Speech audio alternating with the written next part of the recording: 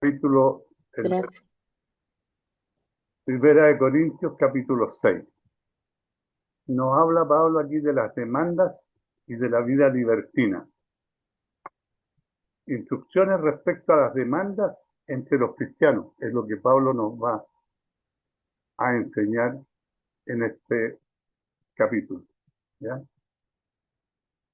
Pablo denuncia su concurrencia a tribunales paganos en disputas entre cristianos. ¿Qué es lo que hace Pablo? Denuncia, ¿no es cierto? Da cuenta de que hay cristianos que están concurriendo a los tribunales paganos para disputar algún problema que tienen entre cristianos. Los problemas entre cristianos debemos conversarlos entre cristianos. Bueno, cuando las cosas salen de los límites, ¿no es cierto?, tendrá que intervenir la justicia ordinaria. Pero entre cristianos no podemos llegar a tribunales paganos, pues, hermano. Y es lo que Pablo denuncia en el versículo 1 del capítulo 6. Y dice, ¿osa alguno de vosotros cuando tiene algo contra otro ir a juicio delante de los injustos y no delante de los santos? ¿Osa alguno de vosotros, dice Pablo? Son palabras fuertes, hermanos de Pablo. Simplemente no puede creer lo que cristianos corintios están haciendo. No puede creerlo, Pablo. Tiene algo contra otro.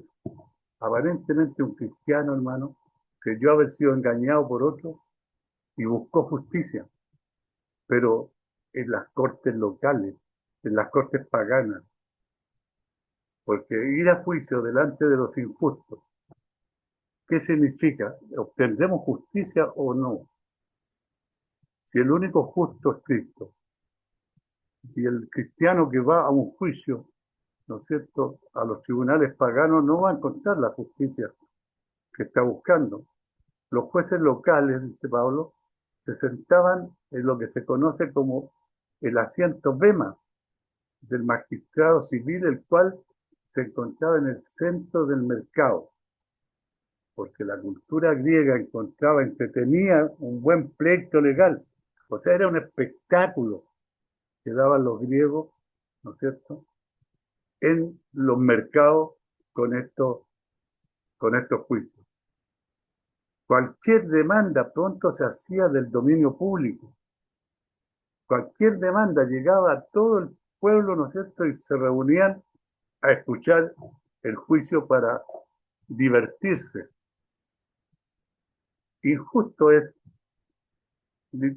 literalmente injusto, en el sentido de no justificado delante de Dios, no salvo. O sea, los que hacían esto eran personas, ¿no es cierto?, no cristianas, o cristianos no salvos, cristianos de nombre, porque los cristianos corintios están tratando de encontrar justicia de aquellos que no están justificados delante de Dios. O sea, ellos están buscando justicia en el mundo, no en la justicia que Dios nos proporciona. Eso es lo que Pablo les critica, lo que Pablo les quiere enseñar. Pablo está usando el término injusto en un sentido religioso, hermano, no en un sentido moral. No es que los jueces corintios fueran necesariamente malos, sino que no eran cristianos. ¿Por qué los cristianos son completamente capaces de juzgar sus propios asuntos? Si está mal ir a las cortes paganas en disputa entre cristianos. Está mal si los cristianos son capaces de juzgar. ¿O no sabéis que los santos han de juzgar al mundo? Pregunta que Pablo le hace al pueblo y nos hace a nosotros. Y si el mundo ha de ser juzgado por vosotros, sois indignos de juzgar cosas muy pequeñas. ¿O no sabéis que hemos de juzgar a los ángeles? Cuando más las cosas de esta vida. Sí, pues, tenéis juicio sobre cosas de esta vida. Ponéis para juzgar a los que son de menor estima en la iglesia. O sea, hacemos diferencia dentro de la iglesia de cualquier tipo, ya sea por conocimiento, por capacidad económica, no. Pablo le dice, para avergonzaros lo digo, pues que no hay entre vosotros sabios, ni aun uno, que pueda juzgar entre sus hermanos, sino que el hermano con el hermano pleitea en juicio, y esto lo hace ante los incrédulos. ¿O no sabéis que los santos han de juzgar a los mundos? Hemos de juzgar a los ángeles. Los cristianos deberían ser completamente capaces de juzgar, hermanos, sus propios problemas por causa de nuestro destino. Cuando reinemos con Jesucristo, nosotros vamos a, de una forma u otra, juzgar al mundo, incluso juzgar a los ángeles, dice Pablo. La idea de cristianos juzgando ángeles es fascinante. No significa que nos sentaremos a juzgar ángeles infieles, ángeles fieles, como si pudiésemos personalizados, pero no ayudarnos a no estar ahí. Pero tendremos parte juzgando ángeles malos. Cuán grande es el destino de Dios para con los hombres y mujeres redimidos, hermanos. Hay alguna afirmación en los escritos apostólicos, en ciertos sentidos, que tienen implicancia más definida y tremenda de la unión de los santos con el Señor. El destino de los hombres y mujeres redimidos, hermanos, que un día serán más grandes que los ángeles, e incluso sentarse a juzgarlos, debió haber sido una fuente de gran molestia para algún ángel alto en el cielo. Él no quería servir a una criatura inferior ahora, y no quiere una criatura inferior algún día sea levantada más alto que incluso él. Así que él se rebeló contra Dios. Este ángel se rebeló contra Dios y está determinado para alejar a tanta humanidad como sea posible de sentarse en el juicio del mismo Dios. Está alejándolo, ¿ya? Para que le sea imposible sentarse en el juicio que va a tener él. Ya sabemos de quién se trata este ángel, ¿ya? Este ángel es el que fue echado del cielo, ¿no es cierto?, y arrastró con su cola un tercio de los ángeles. Entonces ya sabemos de quién se trata. Podemos imaginar el perverso placer orgulloso que Satanás tiene por cada alma que va al infierno, hermano. Él se goza por cada alma que va al infierno. Pero ellos no se sentarán en el juicio sobre mí, es lo que dice Satanás. Y los cristianos están siendo preparados ahora mismo para tan glorioso destino. ¿Por qué los cristianos corintios permiten a aquellos que son menores estima en la iglesia? Esto es los jueces seculares, los jueces no cristianos, ¿ya? Que decía la disputa entre los cristianos, porque Pablo insiste, no hay entre vosotros sabios. Los cristianos corintios estaban orgullosos de lo que pensaba que era su sabiduría, pero sus acciones estaban mostrando que no había entre ellos sabios, ¿ya? El hermano con el hermano pleitea en juicio por sus acciones. Pablo mostraba que no estaba en contra de toda acción legal, ¿ya? Él apeló a las cortes romanas por sus derechos cuando estuvo enjuiciado. Sin embargo, Pablo sabía que estaba mal cuando el hermano con el hermano pleitea en juicio, ¿ya? Hermano con el hermano, él tenía otro problema, por eso tuvo que ir a pleitear a la corte romana, ¿no es cierto? Pero un hermano con otro hermano, ¿cómo van a ir a juicio, ¿no es cierto?, teniendo a Dios, teniendo a Cristo por juez y testigo. Es importante para los cristianos, hermanos, el resolver disputas entre ellos mismos. de acuerdo a los principios de Dios, no de acuerdo a los principios del hombre, no de acuerdo a la soberbia, no de acuerdo a la ira, no de acuerdo al rencor, sino de acuerdo a los principios de Dios. Esto se puede hacer, hermano, a través de la iglesia o por medio de arbitraje cristiano. Pero hoy en día, tal como los días de Pablo, hermano, no hay ninguna razón para que los cristianos demanden unos a otros. No hay razón alguna en estos tiempos, porque esto significa que es permisible que los cristianos demandaran a no creyentes que los disfrutaron.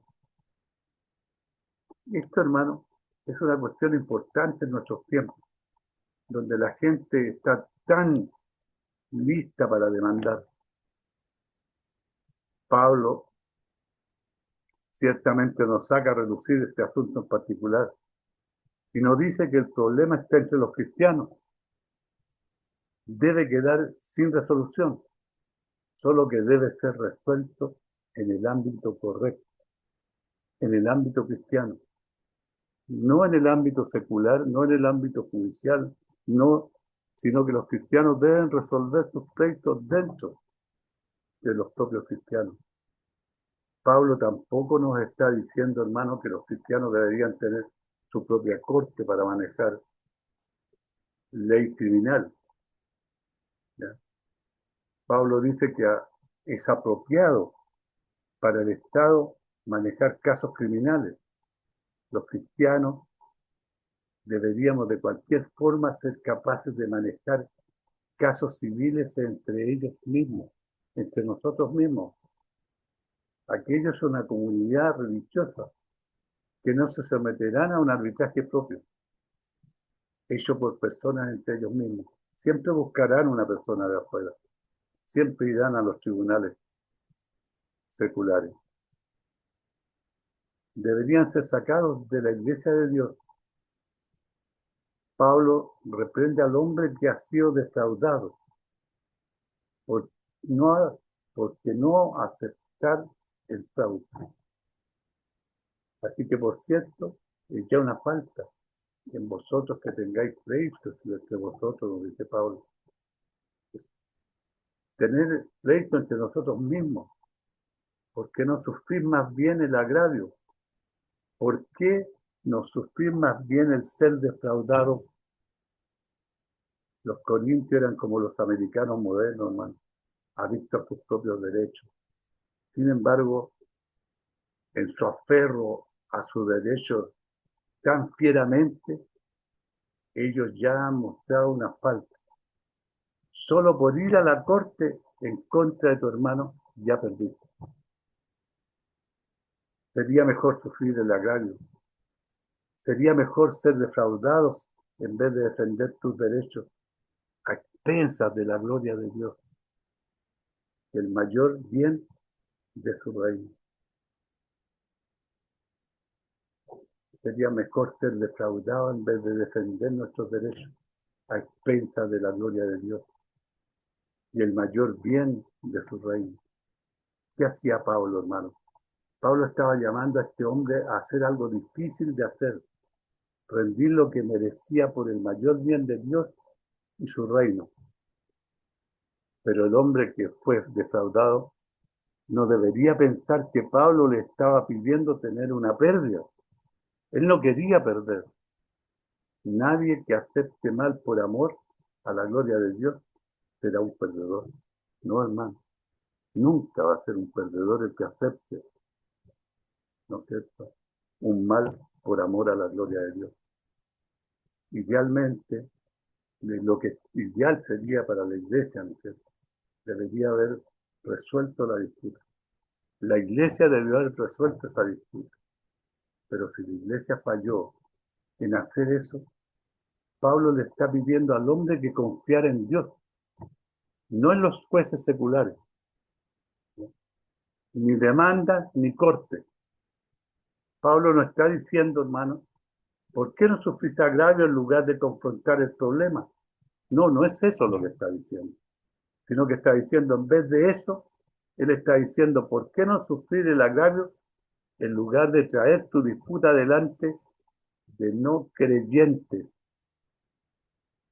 Las disputas de la iglesia delante de no creyentes, lo que Pablo está hablando. Pablo reprende al hombre que ha hecho el agravio. ¿Te das cuenta de cuán serio es tu pecado? Le dice Pablo. Pero vosotros cometéis el agravio y defraudáis diesto a los hermanos. ¿No sabéis que los injustos no heredarán el reino de Dios? Pregunta nuevamente Pablo. No erréis, ni los fornicarios, ni los idólatras, ni los adúlteros, ni los afeminados, ni los que se echan con varones, ni los ladrones, ni los avaros, ni los borrachos, ni los maldicientes, ni los estafadores heredarán el reino de Dios. Y esto erais algunos más, ya habéis sido lavados, ya habéis sido santificados, ya habéis sido justificados en el nombre del Señor Jesucristo y por el Espíritu de nuestro Dios. Ya fuimos justificados, pero vosotros cometéis el agravio y desfaldáis. No hay lugar para tratos, hermanos, deshonestos para cristianos, pero cuando menos hay lugar para tratos deshonestos entre cristianos, que es lo que está sucediendo, lo que Pablo denuncia. ¿Cuántos han rechazado las cosas de Dios y la congregación de los santos por causa de deshonestidad y engaño entre los cristianos? ¿Cuántos se han alejado de la iglesia y de la congregación por personas deshonestas, por ser engañados entre los cristianos? ¿No sabéis, le dice Pablo, que los justos, los injustos no heredarán el reino de Dios? Pablo está hablando fuertemente, hermano, al hermano que defraudó. ¿No te das cuenta qué tan serio es tu pecado? Le pregunto. Lo único que puedes ganar de engañar a tu hermano es eternidad con los injustos. Ese es el premio que va a tener, eternidad con los injustos. Pablo, hermano, no estaba categóricamente negando la salvación del hombre. Pablo dice que está entre los hermanos.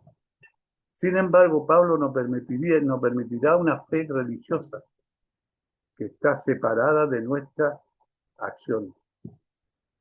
Si un cristiano puede engañar o defraudar a sus hermanos sin conciencia, con justa razón se puede cuestionar si realmente es cristiano.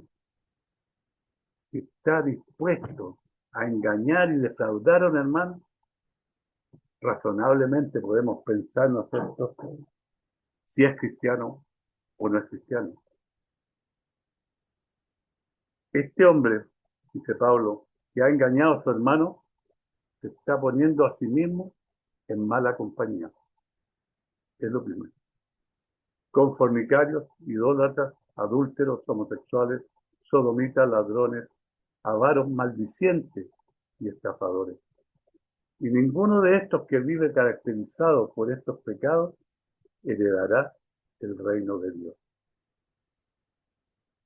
¿Se da cuenta?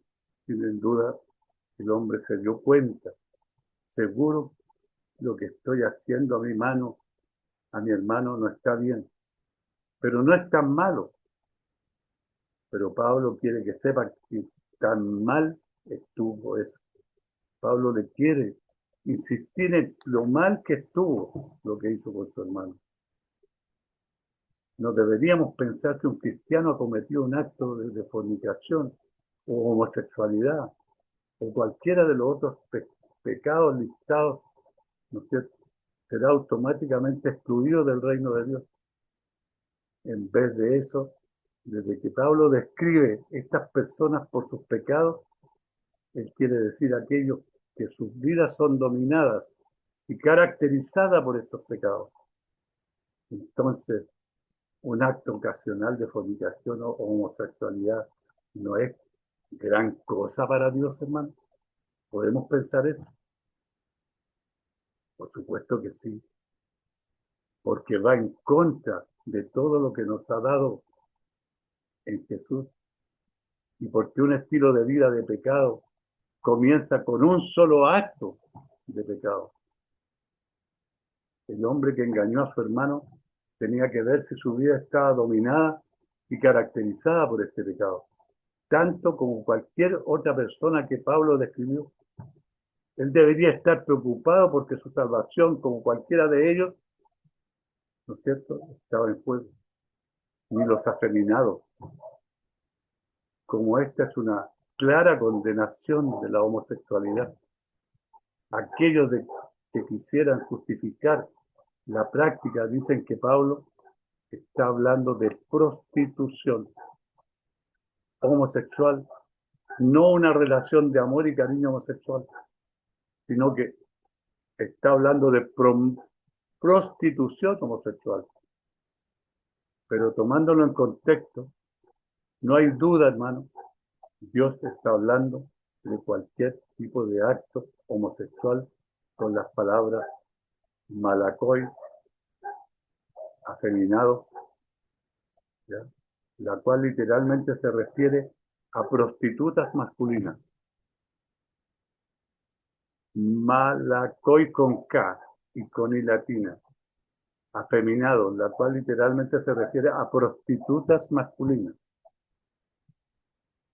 Yersenokoitai, Yarserokoitai, sodomitas, un término genérico para toda la práctica homosexual. Pablo, hermano, no está hablando de una cultura homofóbica, no. Él se refiere a la homosexualidad. Era desenfrenada en la cultura de Pablo. 14 de los primeros 15 emprendedores romanos fueron bisexuales u homosexuales. En el mismo tiempo que Pablo estaba escribiendo, Nerón era emperador. Él había tomado a un chico llamado Ésporo y lo había castrado. Después se casó con él, hermano, con una ceremonia completa. Lo trajo al palacio con una gran procesión y convirtió al chico en su esposa. Esa era la depravación que existía en el Imperio Romano. Después Nerón vivió con otro hombre.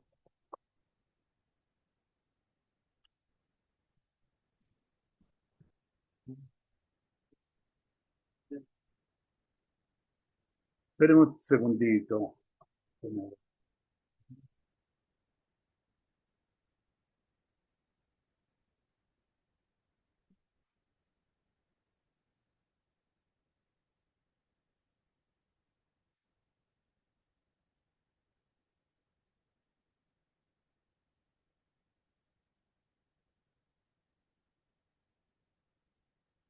Nerón fue declarado ser la esposa de otro hombre.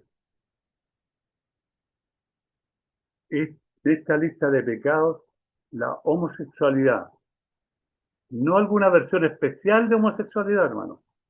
Es descrita, pero es descrita junto con otros pecados de los cuales muchos de aquellos que denuncian fuertemente a los homosexuales, ellos mismos son culpables.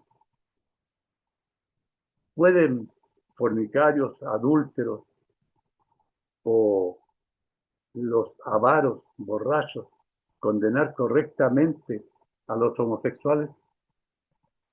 Por supuesto que no.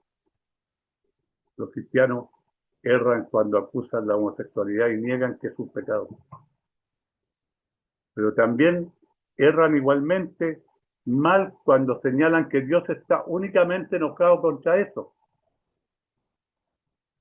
El punto importante de Pablo, hermano, y estos erais algunos, nos dice Pablo, porque aunque estos pecados caracterizan a aquellos que no heredarán el reino de Dios, los cristianos no pueden ser no amorosos o indiferentes hacia aquellos, porque ellos están donde solíamos estar, y algún día a lo mejor estuvimos.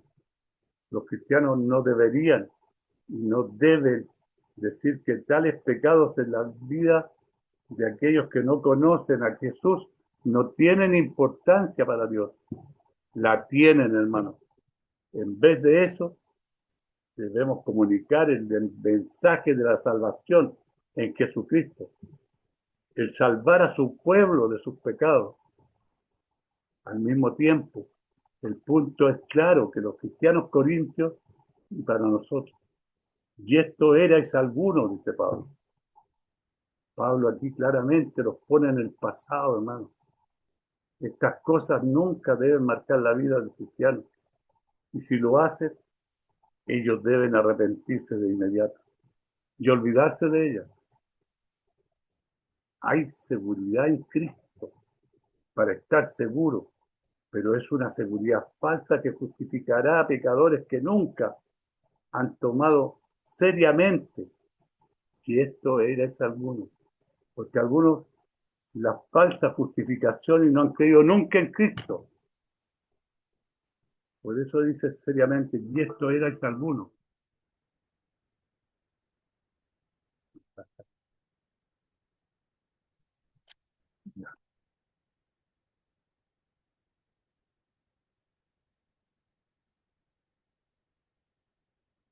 Mas ya habéis sido lavados, santificados y justificados. La gran obra de Dios para nosotros en Cristo Jesús es descrita en tres términos, hermanos. Ya habéis sido lavados, somos lavados y limpios del pecado por la misericordia de Dios. Podemos ser limpiados de nuestros pecados al clamar en el nombre del Señor. Somos lavados por la obra de Jesús en la cruz por nosotros. La palabra de Dios es la que nos lava, la que nos limpia. Ya habéis sido santificados. Somos apartados, lejos del mundo, y en Dios por medio de la obra de Jesús en la cruz, hermano.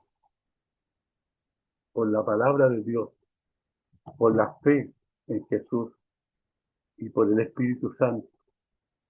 Ya habéis sido justificados, dice el Señor. Somos declarados justos delante de la corte de Dios. No meramente inocentes, hermano, no, sino declarados ser justos delante de Él. Somos justificados por la gracia de Dios a través de la obra de Jesús, no por nuestros méritos, sino que por la obra de Jesús en la cruz, hermano, somos justificados por fe y no por nuestra propia obra. No hay ninguna obra nuestra que nos pueda justificar y salvar, solamente por la obra de Jesús en la cruz. Dios puede tomar al tipo de gente descrita en Primera de Corintios y convertirlos en el tipo de gente descrita. Cuán grande es la obra de Dios. En el nombre del Señor Jesús y por el Espíritu de nuestro Dios, sin intentar presentar una doctrina de la Trinidad, Pablo, hermano, muy naturalmente, porque él sabía que era verdad de Dios, lista las tres personas de la Trinidad en realidad son la gran obra en la vida del creyente.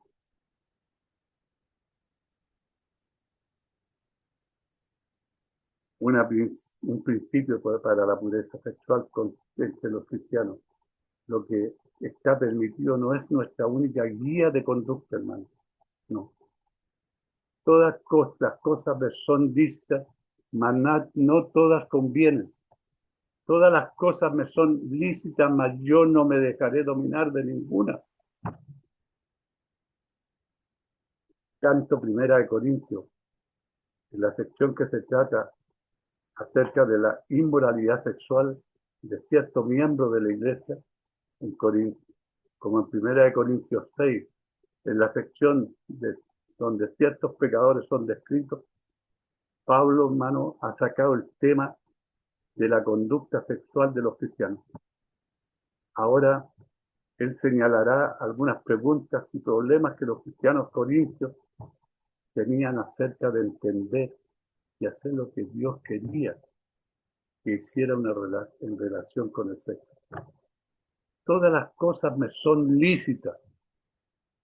Esta fue, hermano, quizás una frase que Pablo usó al enseñarles a los cristianos corintios acerca de la libertad cristiana. Podríamos escuchar a Pablo diciéndole a los corintios exactamente lo que le dijo a los colosenses cuando se trata de lo que comemos o bebemos o qué día alabamos al Señor. Todas las cosas me son lícitas, estoy en libertad y no debería dejar que nadie me ponga bajo esclavitud, ni los legalistas tienden a hacerlo. Mas no todas convienen. Los cristianos de Corinto estaban tomando la idea de todas las cosas me son lícitas y aplicándolas en áreas que Pablo o el Señor nunca pretendieron, hermano, hacerlas lícitas. Ellos estaban usando su libertad como permiso para aplicar. Eso es lo que ellos usaban, la libertad. Específicamente de la referencia de la ramera en 1 Corintios 6:15. El punto parece ser, hermano, que los cristianos en Corinto pensaron que tenían libertad de usar los servicios de las prostitutas. Esto podría haber sido culturalmente aceptable en la ciudad de Corinto y podría haber sido aceptado en la comunidad religiosa entre los religiosos paganos, quienes no veían nada malo en una persona religiosa usando prostitutas. Pero nosotros los cristianos no podemos llegar a eso. Yo no me dejaré dominar de ninguna. En esta frase, hermanos, Pablo usa un verbo que usa de nuevo, solo en 1 Corintios 7:4, en el contexto de un esposo y esposa, teniendo autoridad sobre el cuerpo del otro. Pablo pudo decir, más que yo, me dejaré dominar de nadie, como de una prostituta. Un principio para la pureza sexual entre los cristianos. Apetito por la comida, por el sexo, no son lo mismo. No son lo mismo. Las viandas para el vientre y el vientre para las viandas. Pero tanto él como a las otras destruirá Dios. Pero el cuerpo no es para fornicación, sino para el Señor. Y el Señor para el cuerpo. Y Dios que levantó al Señor, también a nosotros nos levantará, hermanos, con su poder. Las viandas para el vientre y el vientre para las viandas. Los cristianos corintios, probablemente usando este dicho para justificar el darle a su cuerpo lo que querían, hermano. Mi cuerpo quiere comida, así que como mi cuerpo quiere sexo. Entonces, contrata una prostituta. Eso es lo que pensaban los corintios. ¿Cuál es el problema? Pero Pablo no los dejará que tomen ese eslogan que aplica para restricciones irrelevantes de comida y aplica para inmoralidad sexual. Porque el cuerpo no es para la fornicación.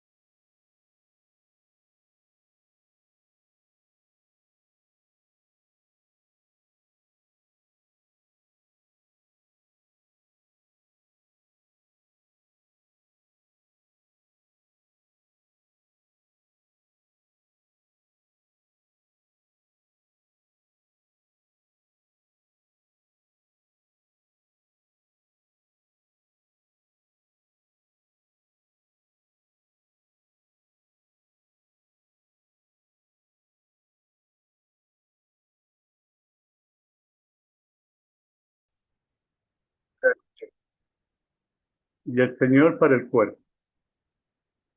Por causa de nuestros lujuriosos apetitos sexuales, puede parecer que Dios hizo nuestro cuerpo para inmoralidad sexual. Pero Dios no hizo nuestro cuerpo de esa manera. El pecaminoso Adán lo hizo. Vemos, hermanos, la sabiduría del diseño de Dios para el cuerpo y la pureza sexual.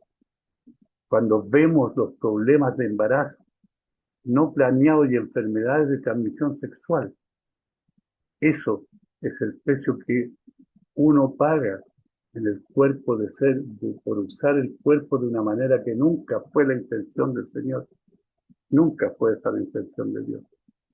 Por eso tenemos que cargar con todo esto, ¿no es cierto? Es la paga. El cuerpo no es para fornicación. Un día Dios destruirá nuestros estómagos, en el sentido de ser dependientes de comida y afectados por el hambre. Aunque allá habrá comer y comida en el cielo. Sin embargo, hermanos, nuestros cuerpos mismos en su carácter moral, como respecto a la conducta sexual, serán lavados por el Señor en la resurrección. Entonces, lo que hacemos con nuestros cuerpos respecto a comida no afecta de la misma manera que lo hacemos con nuestro cuerpo con respecto al sexo. La comida no afecta de la misma manera. En Corintios 6, 15 al 17 nos dice Pablo, un principio para la pureza sexual. Entre los cristianos nuestros cuerpos son parte del cuerpo de Cristo y por tanto nunca debería unirse con una prostituta, ¿ya? Porque dice que el que se une sexualmente con una mujer, ¿no es cierto?, son un solo cuerpo, son uno solo. Y aquí caeríamos en ser un solo cuerpo con una prostituta, ¿ya? ¿No sabéis que vuestros cuerpos son miembros de Cristo? Muchas veces nos pregunta a través de estos capítulos Pablo si no sabemos que nuestro cuerpo es miembro del cuerpo de Jesucristo. Quitaré pues los miembros de Cristo y los haré miembros de una ramera. De ningún modo, dice Pablo.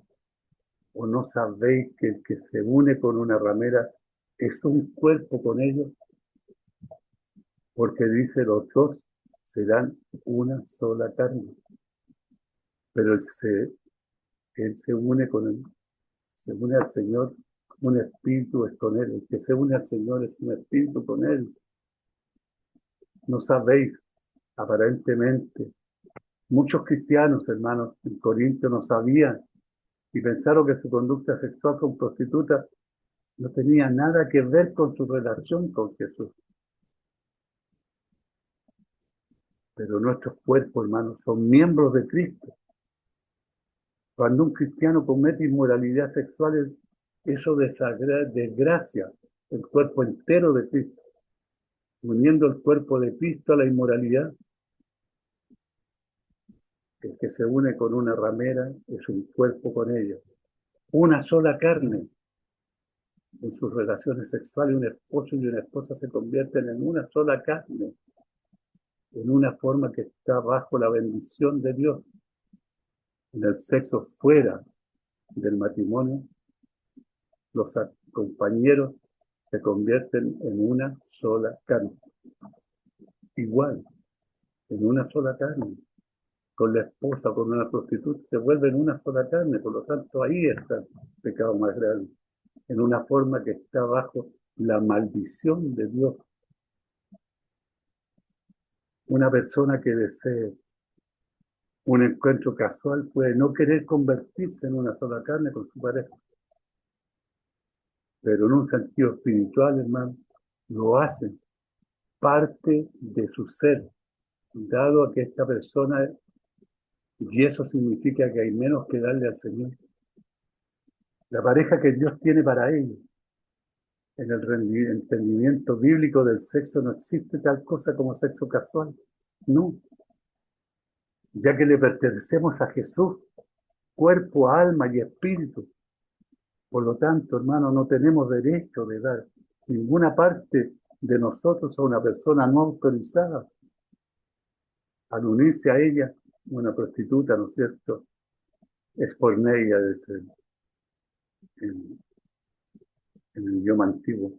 El creyente constituye a alguien más, fuera de Cristo, como el señor ilegal sobre su cuerpo mismo. Sexo fuera del matrimonio es como un hombre robando un banco. Él obtiene algo, pero no es suyo, y pagará por ello algún día. Sexo dentro del matrimonio puede ser como una persona poniendo dinero en el banco. Hay certeza, seguridad, y él recogerá dividendos. El que se une al Señor en que el calor de la pasión gloriosa, cosas espirituales parecen ser muy lejanas. Sin embargo, hermanos, la raíz de la mayor de las pasiones lujuriosas está el deseo por el amor, aceptación y aventura, lo cual es mucho mejor y más completamente satisfecho en una realidad de un espíritu con un Señor, con el Señor, en vez de con inmoralidad sexual. 1 Corintios 6:18 nos dice un mandato para la pureza sexual entre los cristianos. Huir, dice Pablo, de la fornicación. Huir de la fornicación, cualquier otro pecado que el hombre cometa está fuera del cuerpo, mas el que fornica contra su propio cuerpo peca. Huir, dice Pablo. No nos dice que seamos valientes y resistamos la pasión lujuriosa de la inmoralidad sexual, sino que huyamos de su misma presencia. Muchos han caído por causa de menospreciar el poder de la pasión lujuriosa, o pensar que pueden probarse a sí mismos y ver cuánto pueden resistir. Pero en vez de eso, deberíamos, hermanos, seguir el ejemplo de José, quien huyó de la inmoralidad sexual aun cuando le costó algo nacerlo. La mujer, ¿no es cierto?, de, de, su, de su dueño, de su amo, le costó la cárcel por no querer, ¿no es cierto?, tener un sexo inmoral con la mujer de su amo. Le costó la cárcel. Algunos pecados o solicitudes para pecar deben ser razonados con los casos previamente mencionados. Si tú discutes que estás deshecho, no razones, sino vuela. Huir de la fornicación. Pablo nos dice que los corintios deben huir del sexo, solo de la inmoralidad sexual. Dios nos dio el sexo, hermano, como un precioso regalo a la humanidad y lo usa poderosamente para unir al esposo y a la esposa juntos en una verdadera relación de una sola carne, como dice Hebreos 13:4. El lecho sin mancilla, la relación sexual entre esposo y esposa es pura, santa y buena delante de Dios. Pero la inmoralidad sexual obra en contra del buen propósito de Dios para el sexo, obrando en contra de una verdadera relación de Dios de una carne. El sexo fuera del matrimonio puede ser emocionante, pero no puede ser enriquecedor. No puede. Fornicación. Se nos recuerda que Pablo usa la palabra griega porneia, que se refiere a un amplio rango de pecados sexuales. Pero el huir de la fornicación significa más que solo no tener coito con alguien con quien no estamos casados. Significa huir de la gratificación sexual fuera aparte de las relaciones sexuales con alguien con quien no estamos casados. Significa huir de la gratificación sexual o emoción que uno podría encontrar en videos pornográficos, películas, revistas, libros o materiales en internet. Contra su propio cuerpo peca. Pablo nos está diciendo que la inmoralidad sexual es peor que cualquier otro pecado. Pero él enseña, hermanos, que el pecado sexual tiene un efecto único en el cuerpo, no solo en forma física, sino también en forma moral y espiritual. Agustín fue un cristiano, quien tuvo muchos problemas con mantenerse puro sexualmente. por mucho tiempo lo alejó de seguir realmente a Dios. Y él solía orar a Dios. Hazme puro, le decía, pero no justo, aún. Pero hubo un punto, hermano, donde realmente giró todo en torno a Dios. Él dejó de andar con sus compañeros en inmoralidad sexual y dejó de ir al vecindario donde solía reunirse con ellos. Pero una vez él tuvo que ir por un negocio en las calles. Él conoció a un viejo amor. Ella se alegró de verlo y empezó a correr hacia él con los brazos abiertos diciendo: Agustín, ¿dónde has estado? Tanto tiempo te hemos extrañado. Agustín hizo la única cosa que podía hacer. Comenzó a correr en dirección opuesta. Ella le gritaba: Agustín, ¿por qué estás corriendo? Solo soy yo.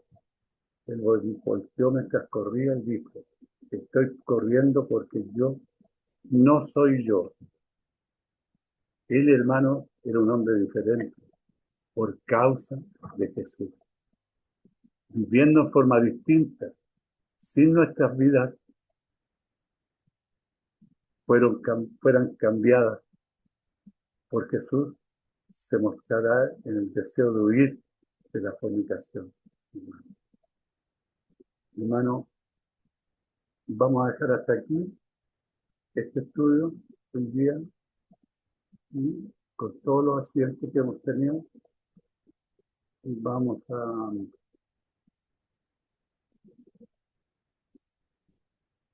terminarlo aquí, por la hora.